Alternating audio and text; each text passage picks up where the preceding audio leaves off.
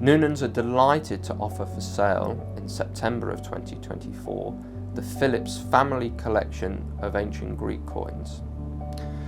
Over 254 coins, this collection gives a real sense of the classical world and the best it has to offer from a numismatic perspective. The coins are perfectly preserved, wonderfully provenanced, and with fantastic toning. It is no small benefit to the numismatic community that the sale of the Phillips family collection of Greek coins is going to directly benefit the Heberden coin room at the Ashmolean Museum in Oxford.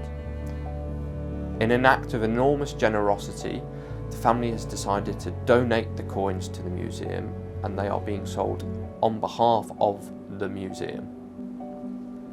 The Phillips collection stands as a legacy from the past period of numismatics.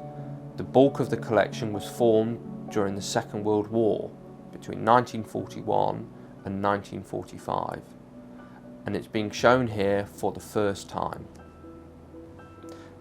There are many wonderful coins in the Phillips family collection. One of the most evocative of all is the stator of Canosos, the city on Crete. Now, the stators of Canosos are very rare, and the example we have here is one of the best preserved in private hands. And we see on the stator quite a fun and distinctive figure of the Minotaur running, and on the back we see a labyrinth, and this all ties into the mythical past of Crete and Canosos and the story of the Minotaur guarding the labyrinth. And this coin, which is fabulously rare and wonderfully preserved, is especially evocative because of its provenance as well.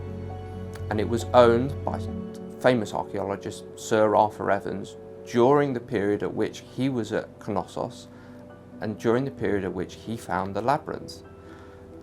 Arthur Evans was enormously inspired and determined to find the labyrinth, and one wonders if he was inspired in part by such a wonderful coin as this.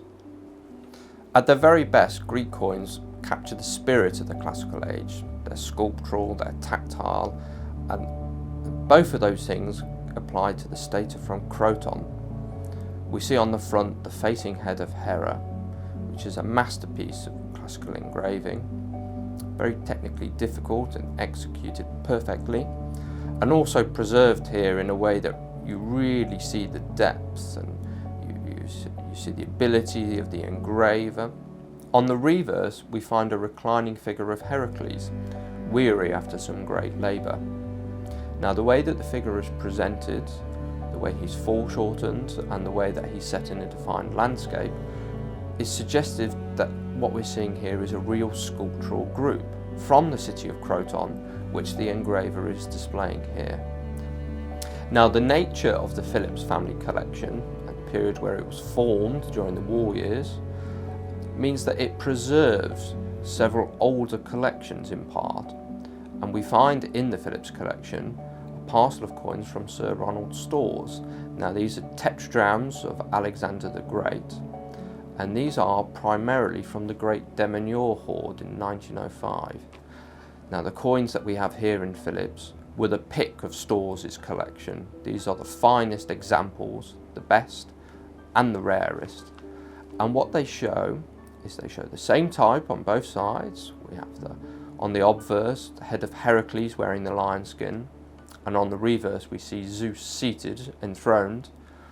But we get a sense of the variety of Alexander's empire, the spread of mints and the spread of different styles.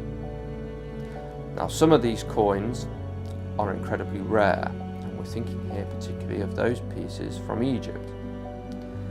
These coins are rare, but they're also very sculptural, struck in enormously high relief.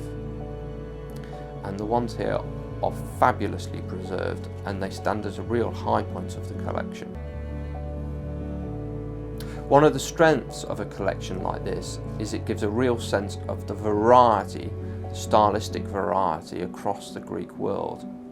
And within the Phillips collection, we see several coins, several contemporary coins, which show on them the same type. For example, the head of Zeus.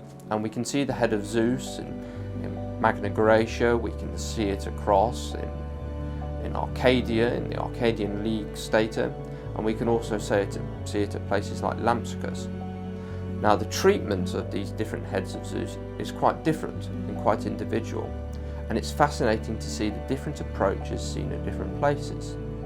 So, for example, in Magna Graecia, we see a head at Metapontum which is ornate, which is stylized, and which perhaps recalls a slightly earlier period. Moving to Greece and the Peloponnese, the Arcadian League stators, which are revered as one of the great coins of the Greek world, they show a head which has a sense of serenity, which is divine and which is powerful. And then moving to Lampsacus and the great gold stators produced there, we see a head which is refined, which is delicately modelled, and which has a real sense of power behind it. There are, of course, many other coins that I could mention, and you will find these in the printed sales catalogue and on our website. The collection is going to be sold at Noonans on the 25th of September 2024. We invite you to come and view the coins in person, and also to come and bid, online or in the room. We look forward to seeing you there.